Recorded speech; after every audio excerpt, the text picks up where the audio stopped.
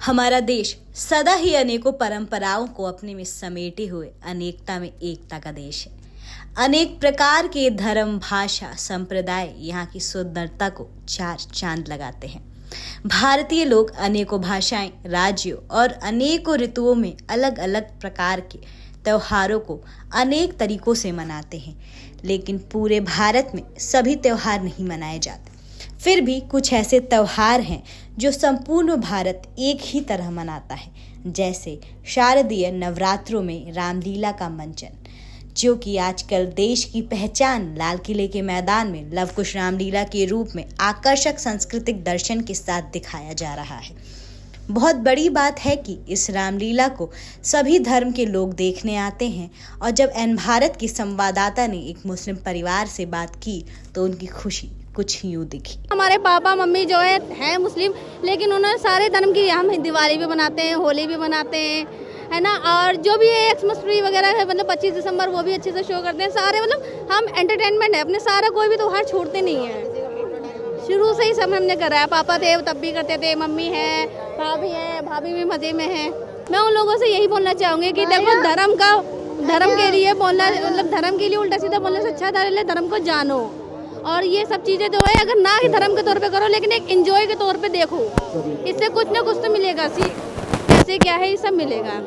कर भाग ले रहे हैं, जैसे केंद्रीय मंत्री अश्विनी चौबे गुरु विश्वामित्र के किरदार के रूप में नजर आ रहे हैं, तो वहीं फिल्मी दुनिया के विलेन के रूप में दिखने वाले मुकेश ऋषि रावण के किरदार में अपनी अदाकारी से लोगों को लुभाने का काम कर रहे हैं।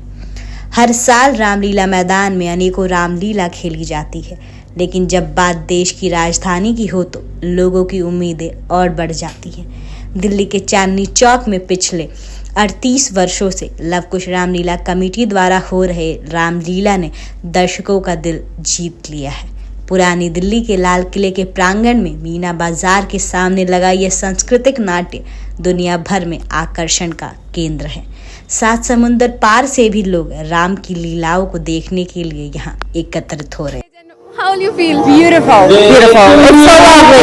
I just love also walking around and seeing all of the beautiful costumes and everything that the women wear. It's gorgeous. I love it. It's absolutely amazing. Yeah, just enjoying ourselves. Yeah.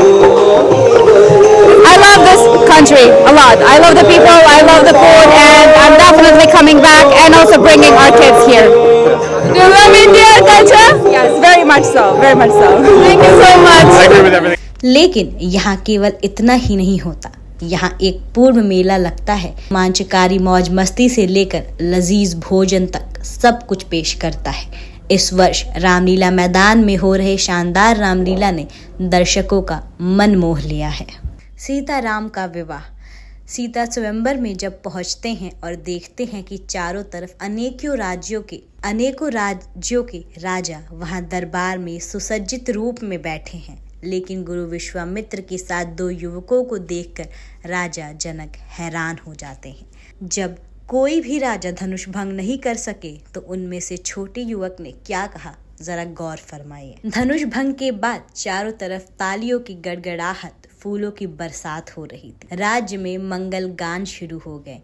ये दुदुम्भी, सहनाई, नगाड़ों की आवाज के बीच राम ने सिया को कैसे जीत लिया। उस अद्भुत नजारे को देखकर लोग मंत्रमुग्ध हो गए और देवताओं ने भी फूलों की बरसात कर दी। राम दरबार का ये अद्भुत नजारा देखकर पलकें झपकना बंद कर दी। एन भारत के साथ आप भी देखिए ये अद्भुत नजारा। आज राम कहानी में इतना ही। फिर से लव कुश रामलीला के दृश्यों के साथ आपके बीच आएंगे, तब तक देखते रहें एन भारत।